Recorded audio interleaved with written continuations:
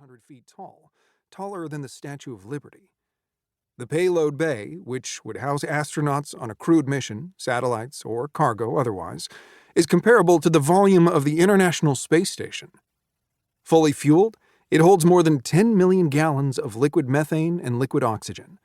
Its booster is powered by a staggering 33 engines, known as Raptors, and the spacecraft has 6 of its own.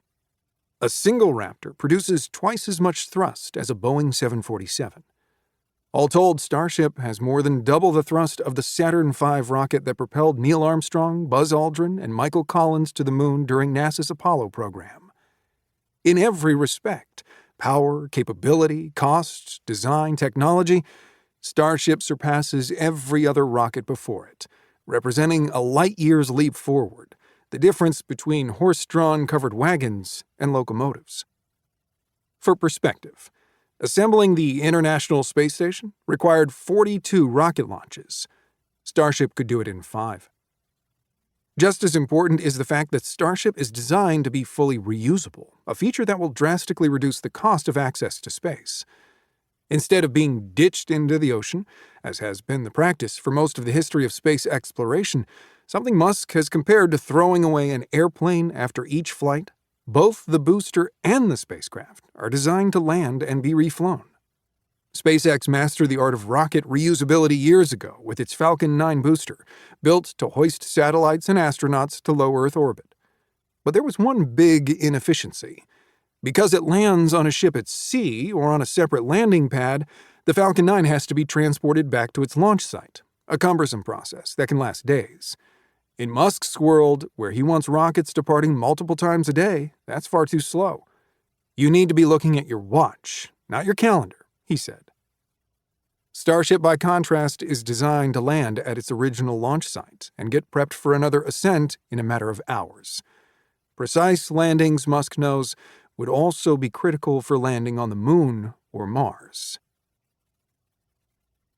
In early 2018, Starship was still just one of Musk's obsessions, which also included the Boring Company, which was digging underground tunnels to alleviate traffic, and Neuralink, the venture that would plant computer chips into people's brains.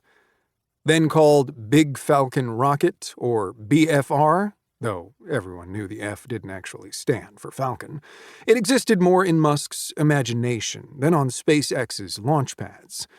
But Musk wasn't the only one dreaming about a new generation of rockets, capable of taking humans farther into space than ever before. As it sought to compete with SpaceX, Amazon founder Jeff Bezos' Blue Origin wanted to know whether Starship could indeed become a next-generation vehicle that might lead to SpaceX further dominating the space industry, or was a delusion that only Musk could see. Blue Origin's leadership dispatched Greg Allen, a Harvard Business School graduate working as Blue's senior manager of market strategy, to investigate. His conclusion came in an 8-page memo delivered to Bezos and Bob Smith, Blue Origin's CEO at the time, in April 2018. With each page marked Blue Origin, proprietary, and confidential, the report served as a warning that BFR could indeed disrupt the space industry and render every other rocket almost instantly irrelevant. Once operational, it could be the best choice for nearly every customer requirement, Allen wrote, adding that it could plausibly achieve a monopoly in the U.S. launch market. Allen also noted that there are strong reasons to be skeptical of nearly all of SpaceX's BFR claims on cost and performance, and that SpaceX has a long history of publicly overestimating these for new programs. However, a BFR vehicle that underperforms on all of SpaceX's initial claims for performance, pricing, and schedule could still have a major impact on the future competitive landscape. SpaceX was moving fast and was farther along than would normally be expected, Allen wrote.